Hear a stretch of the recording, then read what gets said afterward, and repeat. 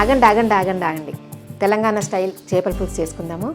మీకు చేపలతో ఫ్రై అంటే ఇష్టమా, పులుసు అంటే ఇష్టమా కామెంట్ పెట్టండి. మసాలా కోసం ఉల్లిపాయల్ని డైరెక్ట్ మంట మీద కాల్చుకోవాలి. ఉల్లిపాయలు లోపల కూడా ఉడికే వరకు లో మీడియం ఫ్లేమ్లో పెట్టుకుని కాల్చుకోవాలి. ఉల్లిపాయలతో పాటు కొబ్బరి ముక్కలు కూడా కాల్చుకోవాలి. మిక్సీ జార్ తీసుకుని తొక్క తీసుకున్న ఉల్లిపాయలు ముక్కలుగా కట్ చేసుకున్న కాల్చిన కొబ్బరి ముక్కలు వేసుకోవాలి. అల్లం ముక్కలు, వెల్లుల్లిపాయలు కూడా వేసుకుని మెత్తగా పేస్ట్ చేసుకోవాలి. ఆయిల్ వేడి చేసుకుని పేస్ట్ ని వేసుకుని బాగా వేయించుకోవాలి. ఆయిల్ తేలుతున్నప్పుడు పసుపు వేసుకుని కారం, ఉప్పు వేసుకుని కలుపుకోవాలి. కారం కొంచెం వేగిన తర్వాత చింతపండు పులుసు పోసుకోవాలి. చేప ముక్కలు మునిగేలాగా నీళ్లు పోసుకోవాలి. నీళ్లు మరుగుతున్నప్పుడు ధనియాల పొడి, జీలకర్ర మెంతుల పొడి వేసుకోవాలి. పచ్చిమిర్చి, కొత్తిమీర కూడా వేసుకొని కలుపుకొని ఆయిల్ పైకి తేలుతున్నప్పుడు మనం నీట్ గా కడిగి పెట్టుకున్న చేప ముక్కల్ని వేసుకోవాలి. ఒక్కసారి కలుపుకొని చేప ముక్కలకి మసాలాన్ని పట్టే వరకు ఉడికించుకోవాలి. డీటెయిల్ రెసిపీ కోసం హైదరాబాద్ రుచులు యూట్యూబ్ ఛానల్ని చూడండి. అంతే.